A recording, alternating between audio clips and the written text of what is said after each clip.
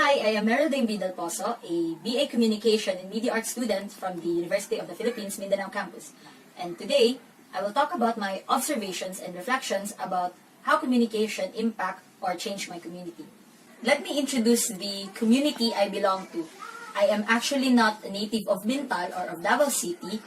I am actually from the province of South Cotabato, to be specific, in Coronadal City, but going home and interviewing would be a huge hassle for me.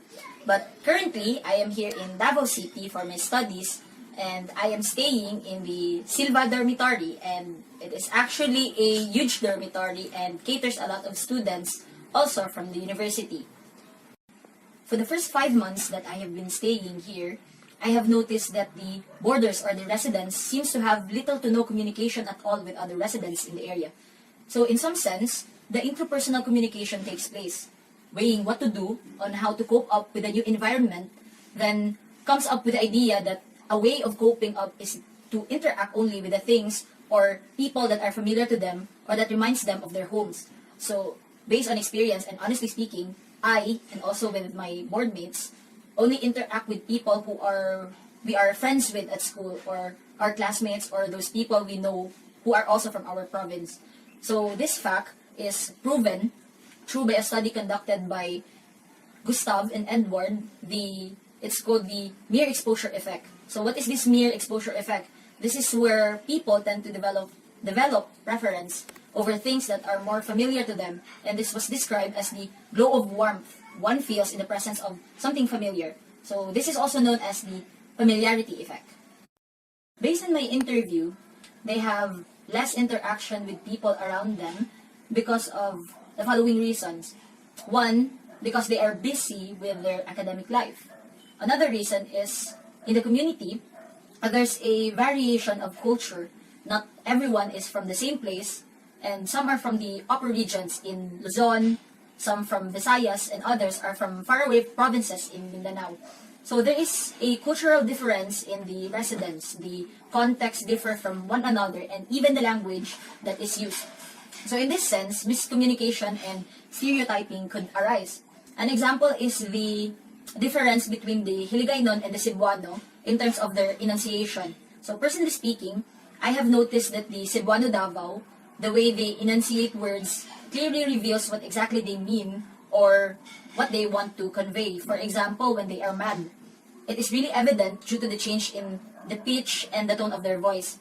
And as for the Hiligaynon, due to the stereotype and how they are presented by the media, the quote-unquote malambing when they speak, it becomes their branding, which is not actually applicable for all dialects of Hiligaynon, because there are other variations of Hiligaynon and not all of them are malambing, such as the Hiligaynon Coronadal. Their tone and enunciation of words are quite strong and forceful. So when they are angry or when they are mad, people would tend to miss that fact that they are actually feeling mad at that very moment because they are branded as quote-unquote malambing. On that example, it is evident that the media plays a role in people's view on other people's culture and also on the way they speak. And that level of understanding of cultures which they are not familiar with only rely on what is available to them or what sources available of that information or what is only presented to them. Thus, media play a part in the information relations but also in communication. So in our community, because most of us residents are far from our families, they really depend on social media and technology when it comes to communication.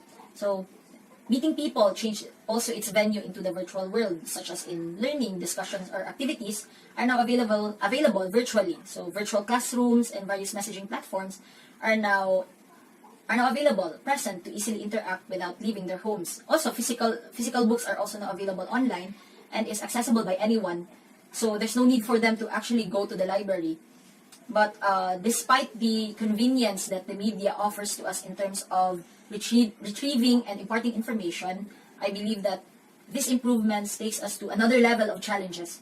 One is the reliability of information and the importance of having an authentic, genuine connection with other people. So it is harder to discern which is truthful or not, because you cannot see the actual person, you cannot observe the mannerism, the verbal and non-verbal cues.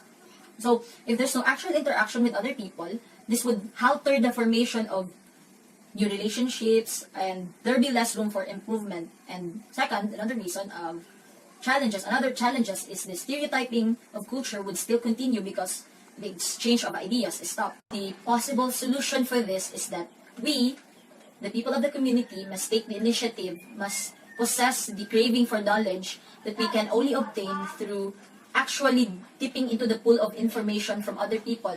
So in order to fully understand other people's culture, critical studies about these people should be available not only to few people but for everyone.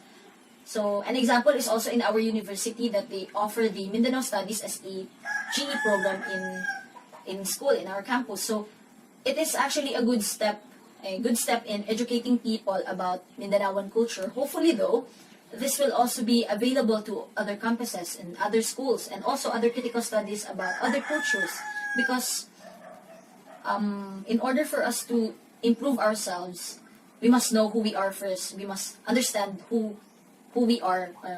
We must first know our own. So communication is a transformative process and it is inevitable. So it's inevitable. It's impossible for us to not communicate with other people.